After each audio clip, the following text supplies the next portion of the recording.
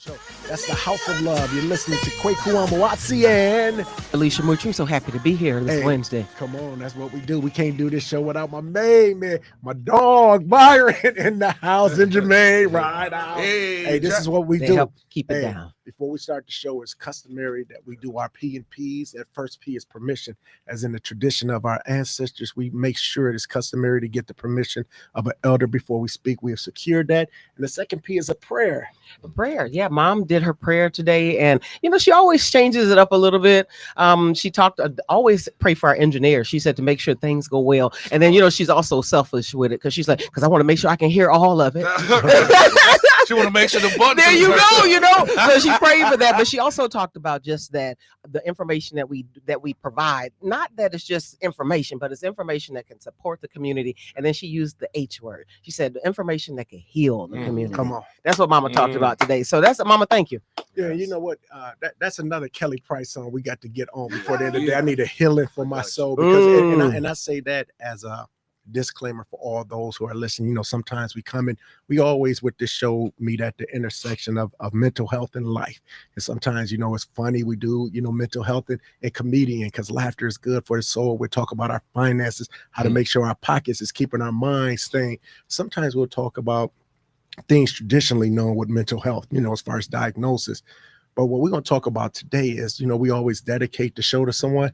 And I'm gonna do a double special feature because you talk about like who are people who you love. When we came in, Jermaine and JoJo, we gonna get into this. We talk about like when you see certain people when they just mean something to you. Well, I don't know if there's a greater honor you can give than if somebody like named their child after you or something like that. And so my second daughter, I named her Maya Alicia after my sister. But what made it special is because as soon as she came, she left. And so September 3rd, she would have been 18. And so when you think about these things, you say, oh, 18 years ago, you're still talking about that? Yes, sir. Yes. Yes, sir. And that's what today's topic is. We talk about prolonged grief. It's like sometimes people say, can't you just get over that? This is the new normal. Life happens. And we know that life happens. We know that we have to move on. But every loss ain't the same loss. And so when we started to talk about that, I get an opportunity at the pleasure of County Executive David Crowley to sit on the Milwaukee County Mental Health Board. And one of the people who sits on that board with me is our guest for today, Brother LANELLE RAMEY. He's one of those Mr. Milwaukee. It's a couple people who can have that title, and people would understand why you mean it because of everything that he does inside of the city. I mean, you talk about lifelong dedication to the city and serving specifically the youth and giving back. And if like what a big journey that is, what a big that is, it's like, so I say, we tell the soldiers, thank you for your service to every educator, to everybody who works with our youth. Sincerely, I say, thank you for our service, for your service. Appreciate it. What we said we was going to do with the Milwaukee Health County Board was to try to be more accountable to the county. So we said every third Wednesday on this show, we was going to have somebody from the county board come on and we were going to talk about issues. So this was the first one. And Brother Ramey stepped up to the plate, said, hey, I want to come on and I got something I want to talk about. So I want to give you a chance to kind of talk about why you wanted to come on in the space of Milwaukee County Board, Mental Health Board, but also this topic was so powerful for you. Well, first of all, family, I appreciate y'all. It's all love. Got to give a shout out to my man Jermaine. That love you show walking in the door. Come on, like you need that hug sometimes. So I appreciate that, bro. Yeah. But when you brought this up and talked about, you wanted to do the Milwaukee County, Health Board and speaking, what people don't realize is, Executive Crowley, when he appointed me, it was because we had a conversation around mental health. And it was really, personal for me because someone who has dealt with it, battled it, in particular grief, which we'll talk about, it really hit home. Like people don't talk about it enough. It really does. Like, so today actually is my mom's birthday.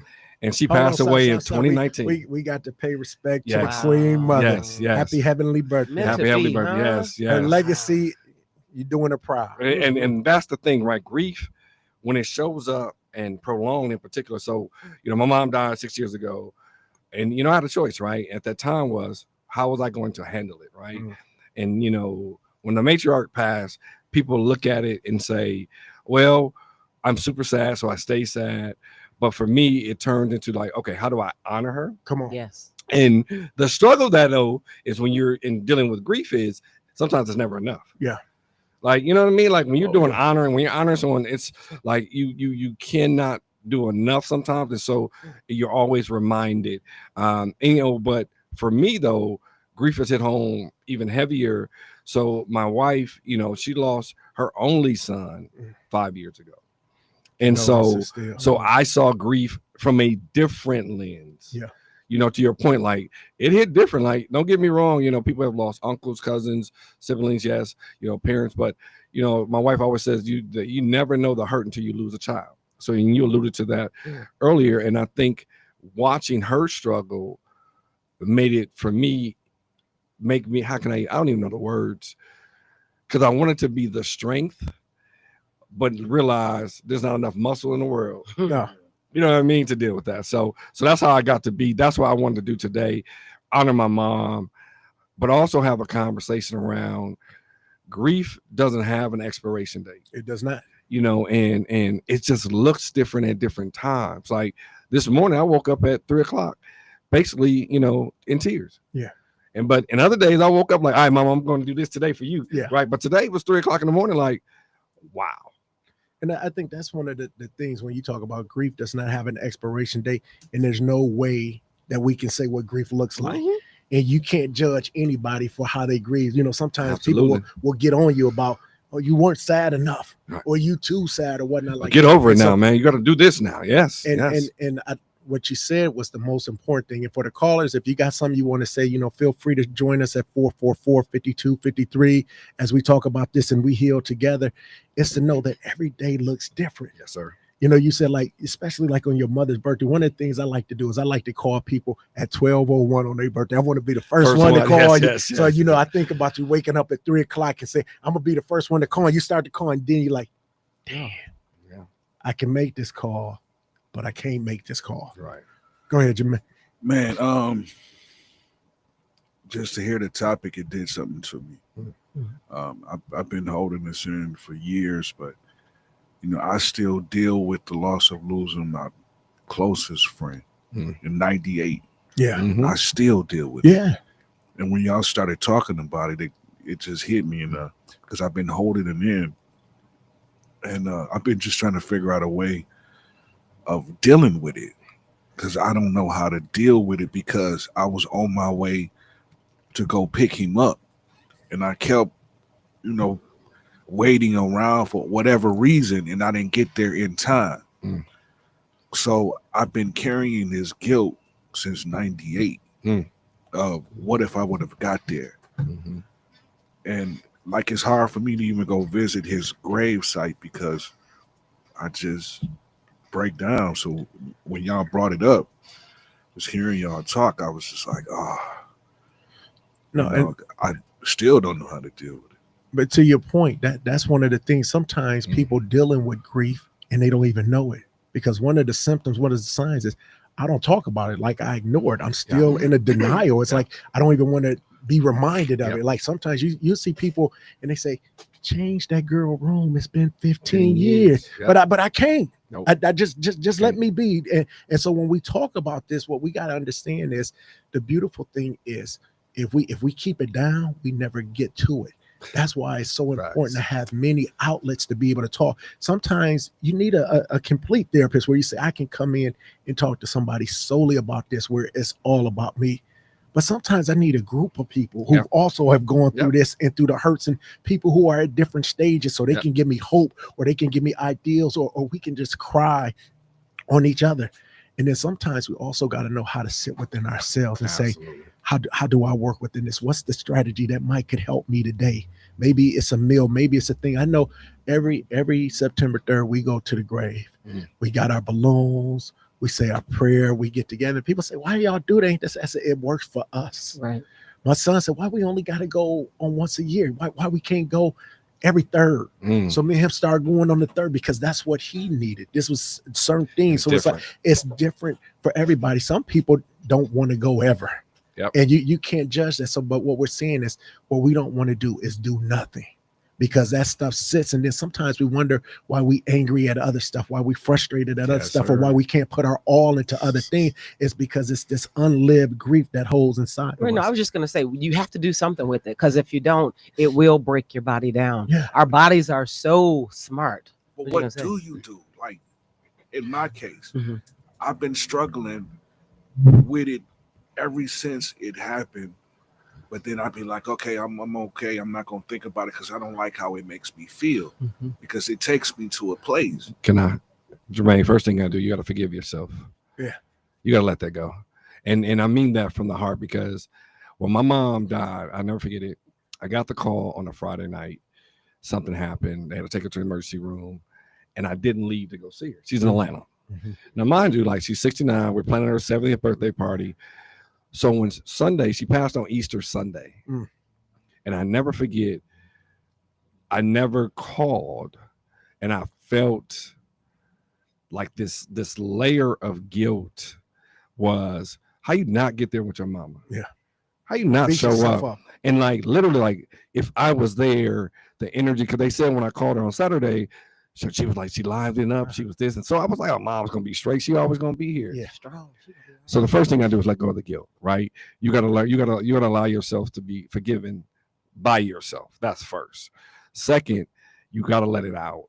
And when and so Kweku said it best, like whatever that looks like therapy became my go-to. Mhm. Like I was seeing a therapist prior to this, but I was playing with it. Like, you know what I'm saying? You're doing something, but you're really playing with it. Mhm. It wasn't until my mom passed that I realized this stuff in me that has to come out verbally.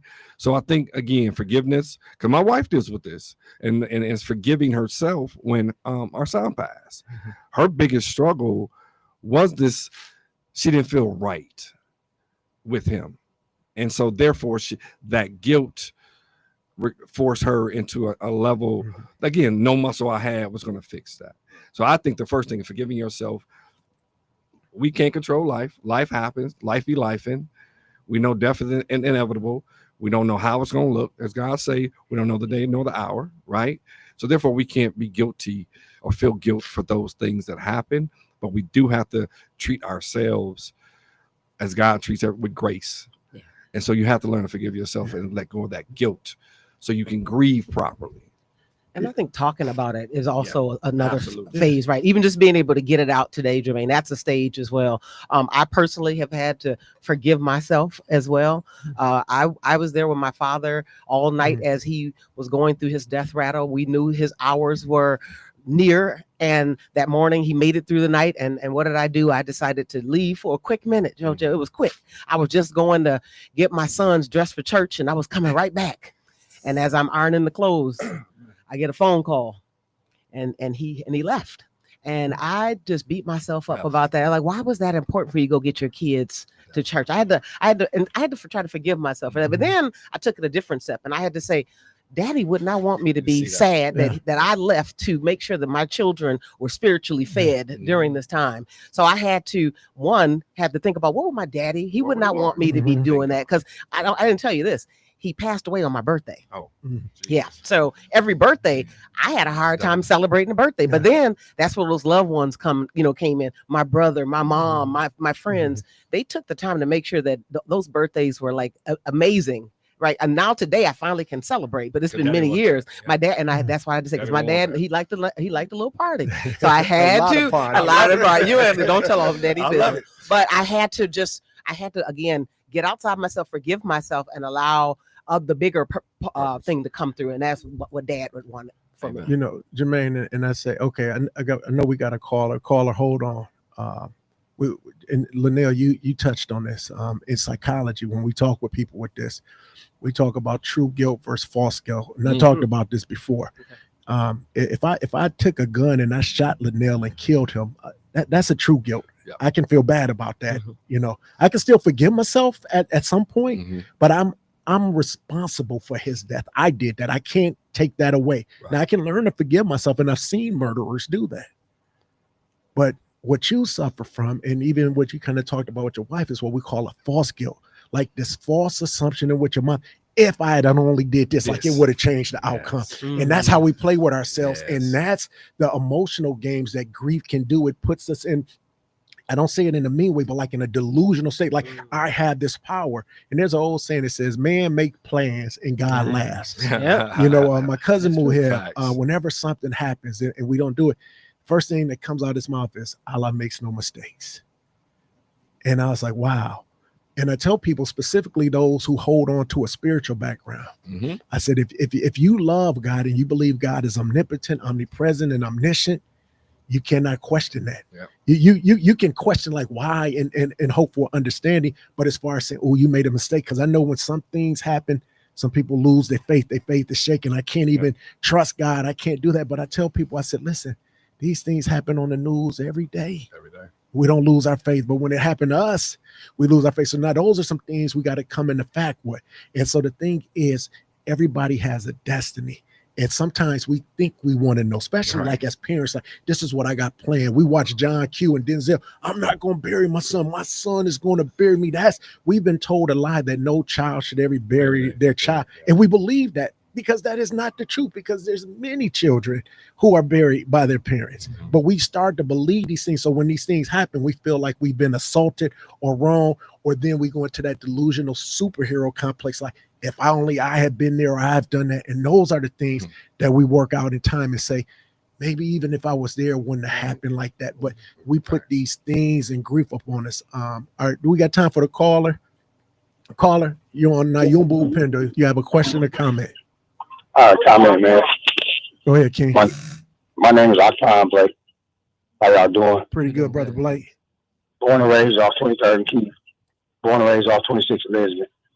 I've been watching my homies go by the wayside since I was 15. Yeah. But once I became a man, I got shot 4 times point blank range, March 8th, 2000. I got shot 3 times in my chest and once in my hand. And my dream was to go to the NBA. Play football in the NFL. That was my plan. Like you say, man makes the plan, God laughs and does it his way. I ended up doing 13 seasons in the NFL security, 2 years NBA by the Bucks. I've been to 5 different teams. And yeah, I still made it. I didn't get the contract. I didn't get the $1 million. I didn't get my jersey all over the place. So Giannis and Steph and LeBron exist because of me. Not being in the league. Anybody know me? No, I'm a beast out there on that court. So my living process of what I've been through, watching. I was 22 years old. I had been to 74 females. That's my choice of being in the street, being around them brothers, listen to mothers cry, listen to my homies bury their sons, listen to a man cry because they sons burying them sons. I miss my mother's death because she was with my sister now. They didn't call me before after she was dead. And then I got to see her the day they came and got her. She was frozen in the bag. They came up their face off. That's one of the hardest things I had to do in my life. And then being a baby, just me and my sister, they let me see her last before they closed the casket. God, my uncle, Roger Love, black photographer in Milwaukee, Wisconsin, God rest his soul, he just passed away.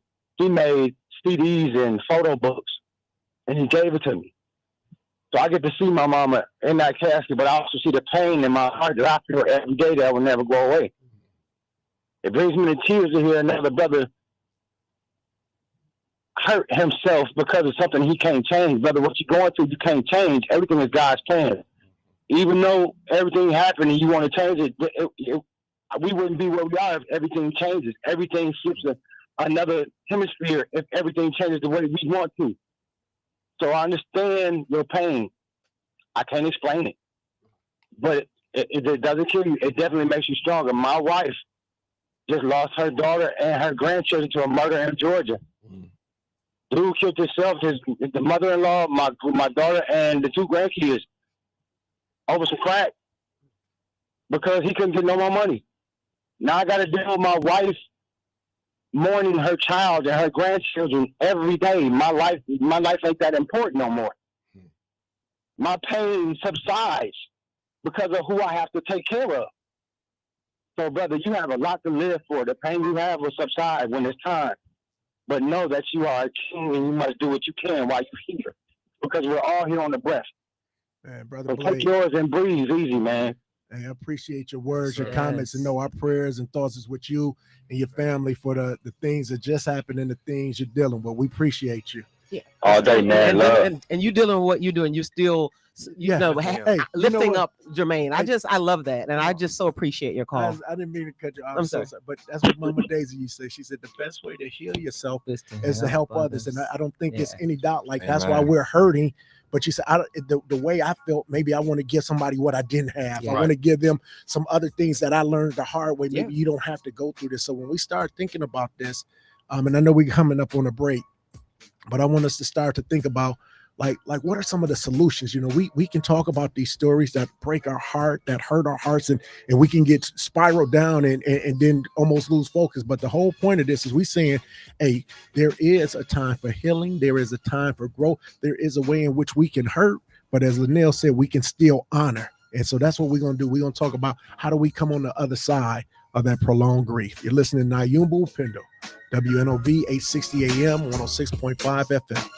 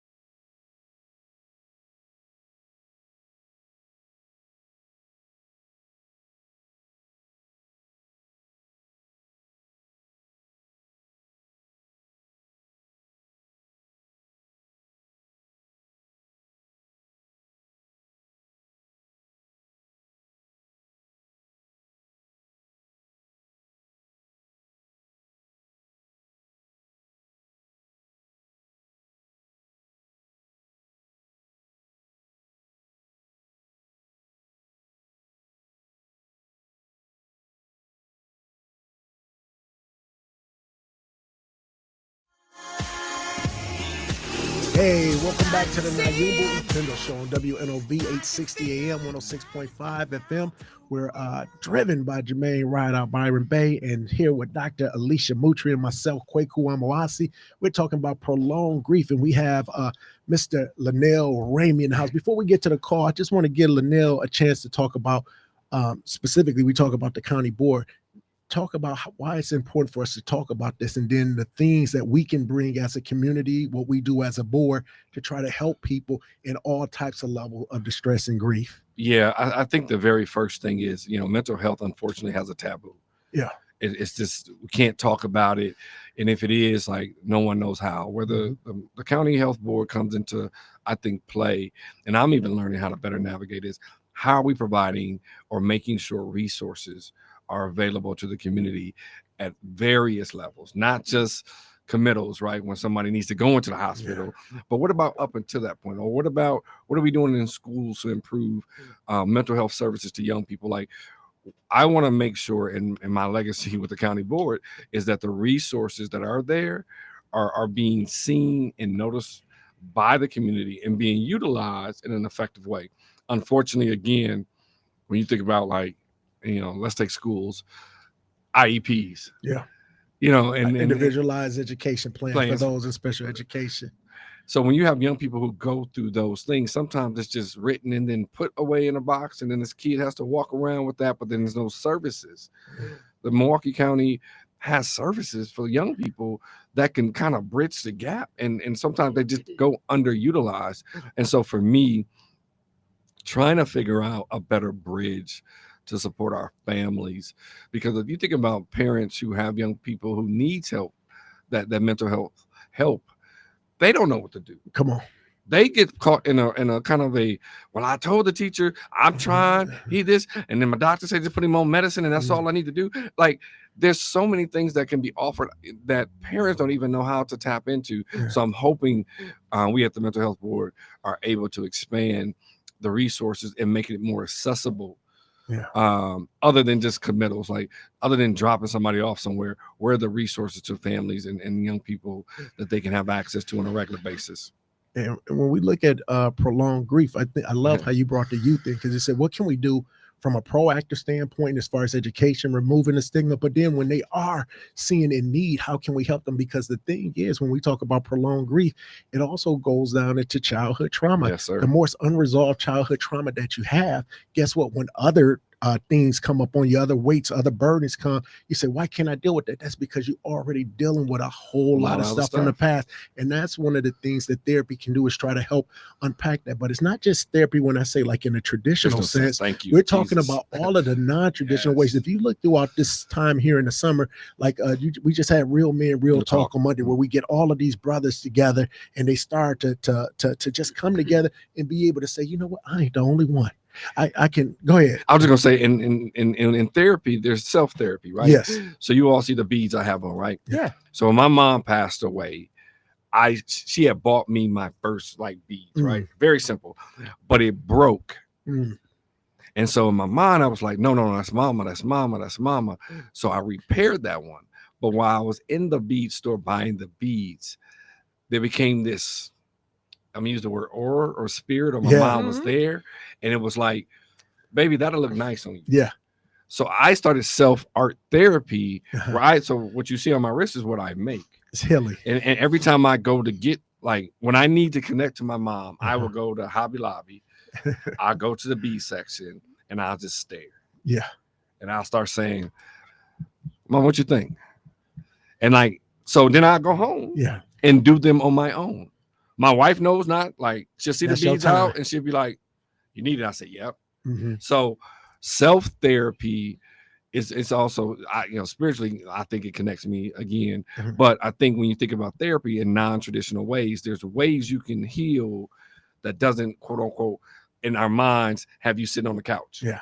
And I think for me, that was one of the ways. No, I love that. So Kweku, as you were talking about how grief, if you don't take care of it at some point, it's going to Mhm. explode. So you think Oh, yeah. about bagging. You got this Yeah. bag, and I continue to Put add stuff to the in. bag, and eventually it's going to explode. But then, JoJo, when you can, JoJo, Yeah, go Linnell, ahead. Come on, excuse say me, it now. sorry, No, be really real. professional, Yes, now. That's okay. Linnell.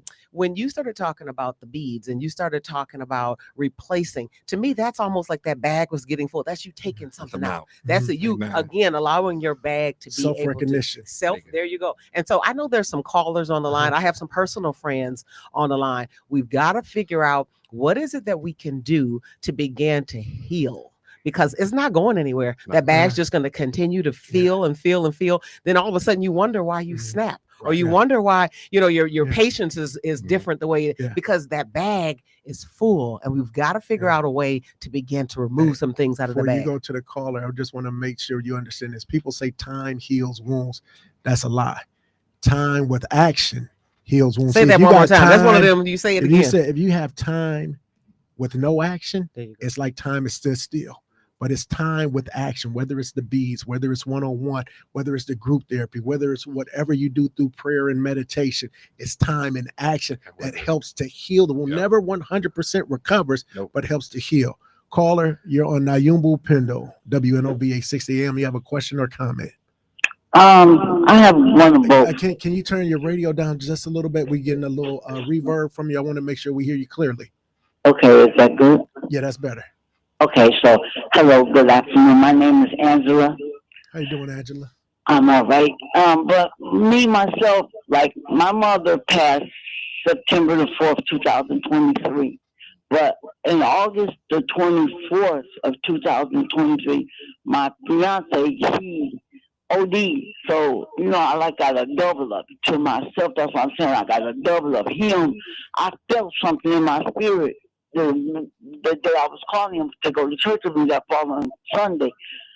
And I felt something in my spirit because he had not been returning my calls. But I understand what Jermaine's feeling because even though I reached out to my friend and couldn't get in contact with him, but I just, I feel for you, Jermaine. I love you, and I love Jermaine. Yes, sir. Yeah, but with my mother, it's something all the way different because I can't get over that.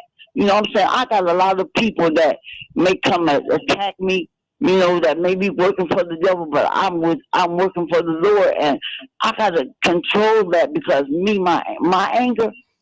Listen, when my mother gone to heaven, she's the only one that can control me when I got angry. So I made a promise to my friend, a dear friend of mine, that before I got angry when someone attacked me, would have been this time of the month for my mother, being this, up in heaven and all, I wouldn't attack that person back. I would call him and say, hey, listen, this is what I'm going through right now. And I try to grab tie a rope and be real still, but it ain't helping. Even though I gave him my word, I have kept my word so far, but I know September coming up, like next month. Yes. And I know somebody gonna say something, and I'm gonna be grieving my mother, and I know I don't want to let loose. So how can I go to therapy, but honestly, it ain't helping me. No. And I'm not even gonna lie about it. I do need some stronger help. Besides, I got God. Trust me, I believe in Him wholeheartedly. I give it to Him. Once I give it to Him, it's out of my hand. But I still got that feeling of my mother gone, and I can't call her. I can't hear her voice. I can't go over her house because she didn't live far from me. But I can't go over there, ride my bike, and say, "Hey, Ma, what you doing?" Just to hug her and say, hey, I love you. Queen, I think you're saying everything that we all feeling. That's what makes a prolonged grief because a person plays such a significant role in your life. They help keep you out of trouble. They dare to bail you out. They dare to make you laugh when nobody else can make you laugh. And that's why we say all deaths are not the same. But you already did some things. I want you to know where you already know. You said, hey, my trigger is coming up September 4th. I know I'm gonna be on the edge. So you already know Let me be careful with who I'm even around on this day. Let me be careful with what I do. Also, let me give people a warning before I start to talk to them and say, I ain't feeling the best today right now. Kind of let them know, and then talk to the people who you said they're still trying to love on you, be close on you, so they can be a shield and a protector. Now, nobody has all of the answers, but the fact that you understand so many of these triggers put you in a better position, because they said to be forewarned is to be forearmed. And since you know what are the potentials, you can start to protect yourself in so many different ways. We got another caller on, Sister Angela. Thank you. But we're gonna keep talking to you. We're gonna keep talking to all of us. But I just want to thank all of Milwaukee for calling, because this is healing all of us as we talk and share our stories. Caller, you're on Nyumba Upendo. Hello. Yes. Hi. I was calling to say that I identify so much with what you're saying about the grief. I just lost my youngest son Condolences. 2 months ago from a drug overdose. Jesus. And and this is my second son that I lost. Jesus. And it just feels like I am broken. And I'm just feeling like I'm dying inside. And I just want to say to other people out there, be careful. Please be aware. I want to scream this to say, my son, this is what happens when you lose your way. I don't know how long this is going to take me. Take your time. Take your time. If ever. I just feel like it's not gonna be anytime soon, and I hope that I will be okay. My family and I've lost pretty much all of my immediate family. I have one son left, and I don't know. I don't know what to do. I want to just let other people know this experience and how to help people, how to keep this in the communication field to let people know this drug situation is still out here. It is. It's taking our children. It's not just the drugs, but all the other violence. I wanted to share that. First of all, thank you. My condolences. But I don't know if you realize that you're using your tragedy and your grief to heal in your words. Like you're standing right now talking about, I want you all to understand, like you're speaking to healing others or preparing. So I know you used the word too, that you don't know what you're going to do or what this is going to look like. But I want to say thank you, because you're actually empowering others through your situation. And that takes power in itself. So I just wanted to share that with you. And I appreciate you doing that, because to lose a child, but yet you're taking a moment to give people an opportunity to do better or watch out or what to look for. Thank you for that. Yeah. Thank you for that. Listen, we're coming up on another break. It's always hard to take a break, but you are in our prayers. I know it's fresh, and we're going to keep praying for you and loving up on you. We're going to come back. This is called the House of Love for a reason. Nyumba Upendo. We love you, Milwaukee. We'll be back on the other side.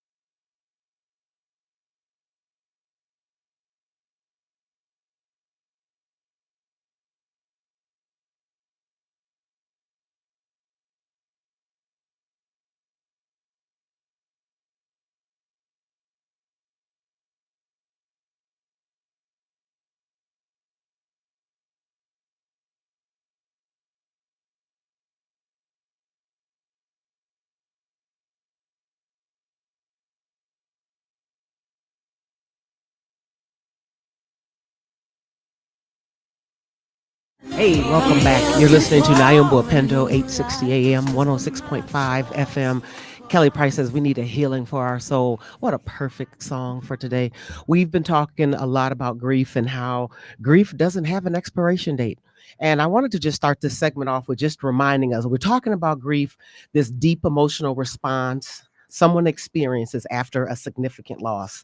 It could be a death of a loved one. We talked about that today, but it also can result from other major life changes, such as, a loss of a relationship. Yeah. I've been with somebody for so long and they're gone.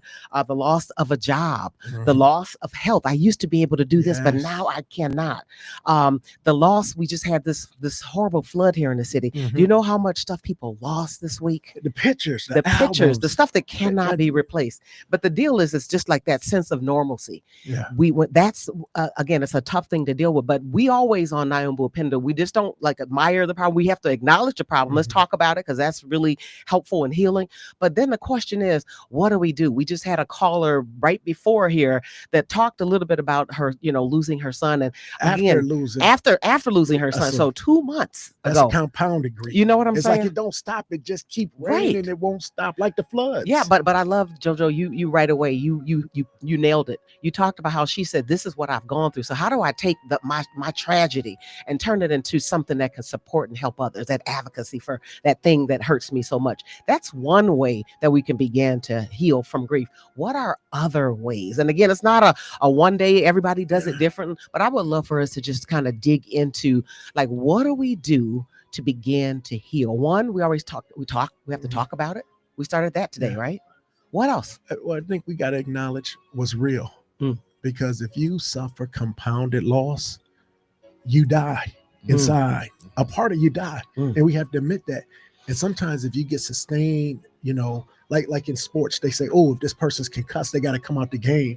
But if they have multiple concussions, the risk is death. Yeah. So we talk about a physical concussion, but what about these emotional concussions? I get a bad news. And this is one of the things where we don't like to talk about it. But sometimes when people OD, it's not so much they OD because they didn't do with the drugs, but this was a way for me to leave. Get out. This was a way for me to get out.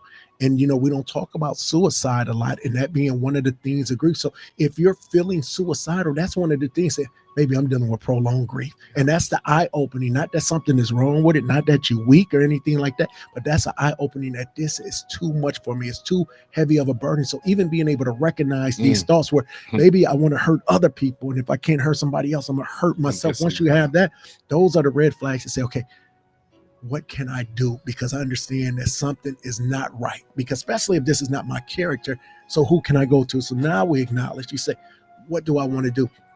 I go to somebody who I love first. And I ask them, I'd be like, Alicia, you know me. Am something wrong with me? And that's where you got to be honest with me and say, listen, I know you're struggling, but I see you doing A, B, C, and D. You're not alone. So sometimes you see somebody else struggling, you listen, you say, oh, my people going through this. Well, they need sometimes somebody to come up to them because they know it, but they need some help, even acknowledge it. And you say, well, what can we do? How can we help you? Sometimes it's something as simple as going out and exercising with somebody. Sometimes it's going to the bead shop with somebody, helping them pick out their beads. Sometimes it's like, hey, we're going to pray together. Yep. We're going to go to church together. We're going to read this book together. We're going to watch this movie together. Sometimes it's, hey, sometimes when your mental health is there, also your physical health. Sure. So let's get you into the doctor. Let's get a checkup and see what are the things that we can do. We can't fix everything at one time. But if I know your blood pressure is high, maybe we can do some things with your diet and then bring that down. And then as that diet comes down and it's right in our blood pressure down, now we're feeling a little bit better physically. Now we can start to address some of the emotional and mental. And that's where we say, who are the people that I need to talk to? What are the right people? What are the right groups? What are the right agencies? When I look around the city, I'll be quick to say a lot of things Milwaukee doesn't do that's not correct. But it is so many beautiful programs that go on that we do not take advantage of. We put them on the show all of the time, and sometimes we take them for granted. When you hear a show, especially when it's something free, I'm like, go out and get that. If you hear it, it's probably a reason why you heard it. It wasn't by accident. I want to open it up for everybody else. I know I'm hogging, but no, I think you're on point. I think those who are seeking therapy, it's okay to change. The sister was talking about, like, she's getting therapy, but it's not helping. Change therapists. Yes. It's okay.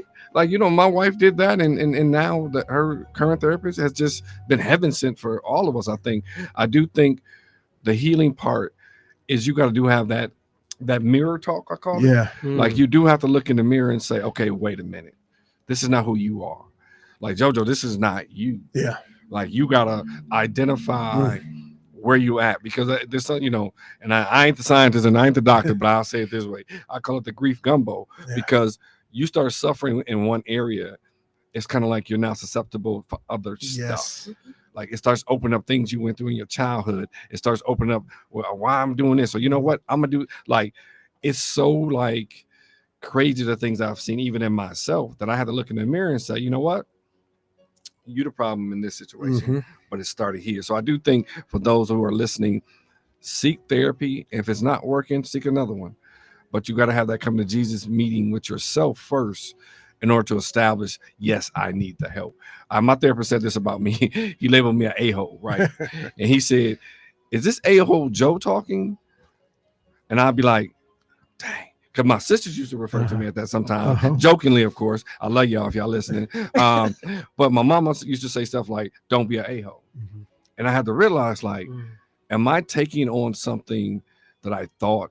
Then during grief, it became more, you know what, I'm going to be more a-hole, because now I got to be stronger, tougher, harder. Realized that wasn't the case at all. That's not what my children needed. That's not what my wife needed, my grandkids. So I had to let go of that. But it has to start, I think, with looking in that mirror. And I'm going to add one. I would say just begin to identify the triggers. Oh, yes. Know what's going to take you there. The sister called and talked about September's coming up. September 4th, you know, it's there, it's coming. Maybe plan something really wonderful, something that you love, or something that you know your mom even loved during that time, and replace that with some positive stuff. If it's you know, seeing some certain people trigger things, make sure you understand what they are so that you can remove yourself if necessary during those. So know what triggers you to really focus in and really like kind of let that grief take you down. That would be one of mine. Good day to get you. My mother, like, so again, she passed April 21st. Then that's right around the corner from Mother's Day. And then her birthday is in August. Those holidays. So early on, it was, the struggle was getting through those 3 or 4 months without not being emotionally like drained. I had to be like, oh, I'm about to celebrate her birthday. Yeah. You know, I'm about to celebrate, you know, Mother's Day, you know, but it's not easy. But I also know my wife knows that's a trigger for me, Mother's Day. So for me, Mother's Day, I kind of just like, y'all gotta be, I know it's coming.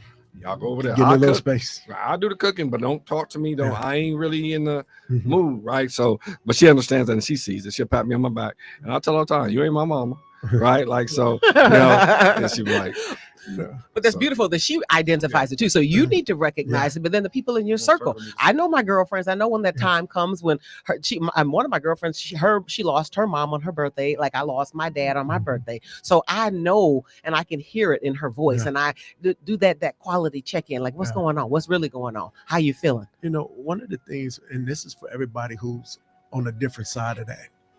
There was a line in Black Panther that just stuck me. It was when the son that went back to the ancestral realm and he was talking to his father, and he said, what father is a father that has not prepared his son for his death? And man, that hit me so much. I said, if I die today, will my sons know, will my children know what my wishes are, what my hopes are? So I said, I don't want you to grieve for me for this. This is what I want you to do. Grieve, but if you grieve, and I want you to go here, go there. So what I want us to do is to start having those difficult talks that we don't want to talk about with our families. Hey, these are my wishes. You know, sometimes we write a wish. This is what I want my obituary to look like. Okay, well, that's good. That's going to create some less problems. But what about those real things? What are the hopes and the dreams? I remember one time, right when my dad was dying, he died November 23rd on her birthday. I had to defend my dissertation December 10th. And so then when I graduate, it's kind of hollow because he wanted that. But on his deathbed, he told my sister, he said, go on back and take care of me, number one. But number two, he said, go on back and get that degree. Don't get that thing. Yeah, he pushed me. And that's why she Dr. Moutry. Right. That was one of the things. So it was like one of those wishes, one of those things. Can I back up? Yeah. No, actually, while we were sitting in the hospice room with him, he would tell you, get on up out of here and go study and get ready for your defense. And then when you left, he said, and Pumpkin, when I'm gone, I want you to make sure you take care of that for yourself too. I didn't have that on my radar, but I guess I Daddy guess had I'm gonna it. do it now. Mhm. Right. And it's, we talk about education, that might seem simplistic, but it's like, hey, this is who I want you to be as a person. This is what I see who you are.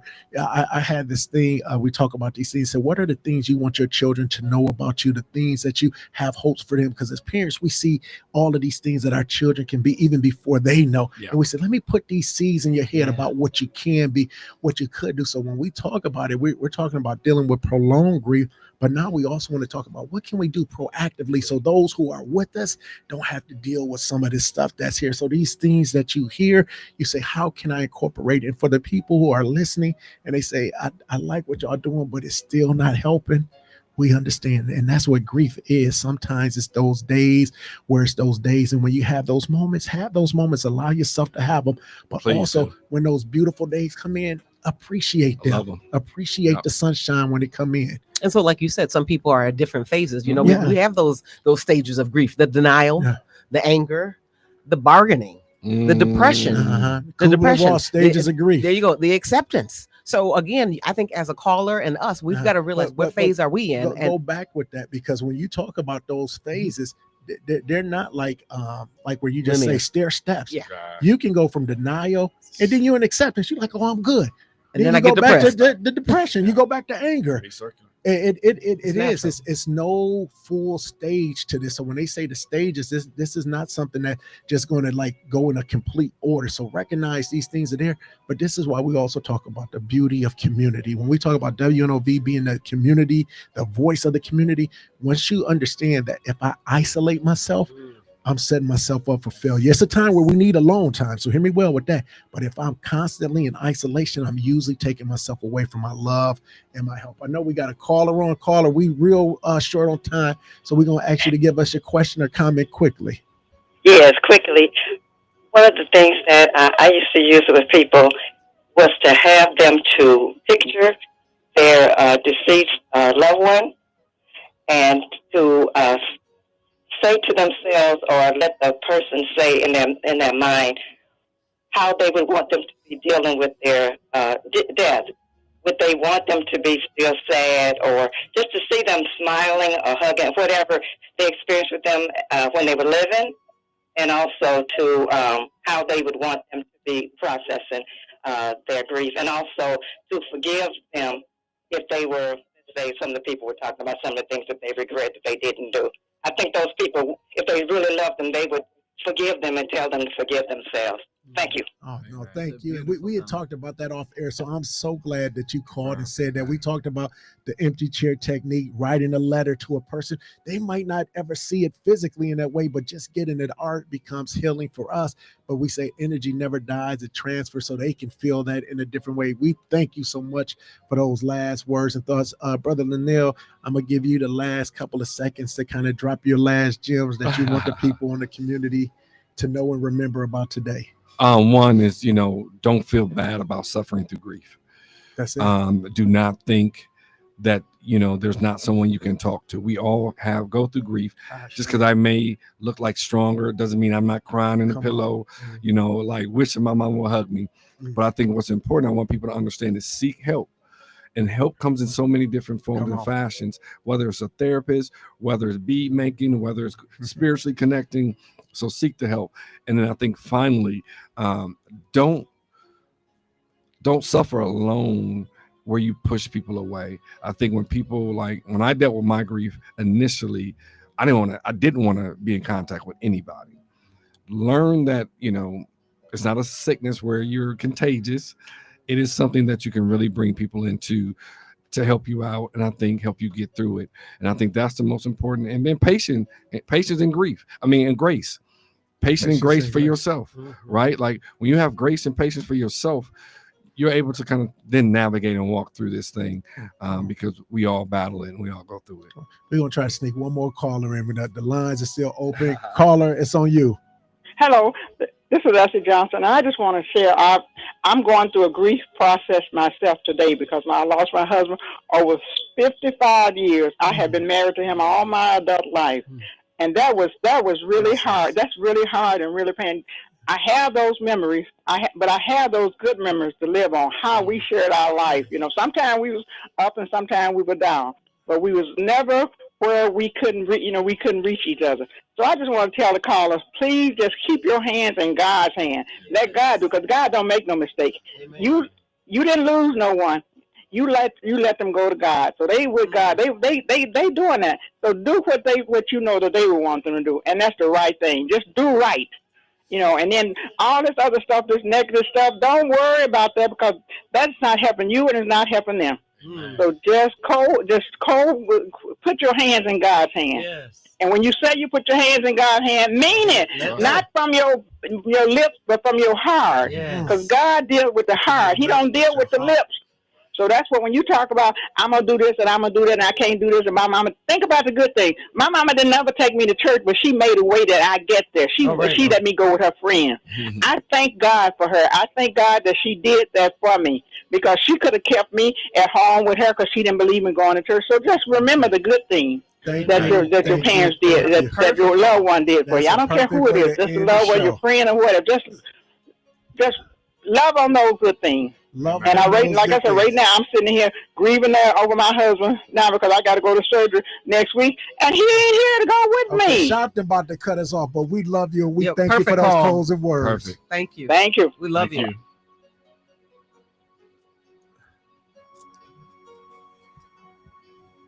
Oh, I thought Sharpton came in. Hey, man, my heart is overwhelmed. I'm so full. Now, Nyumba Upendo, Milwaukee, we love you. We're going to have to continue this conversation. Yes. We love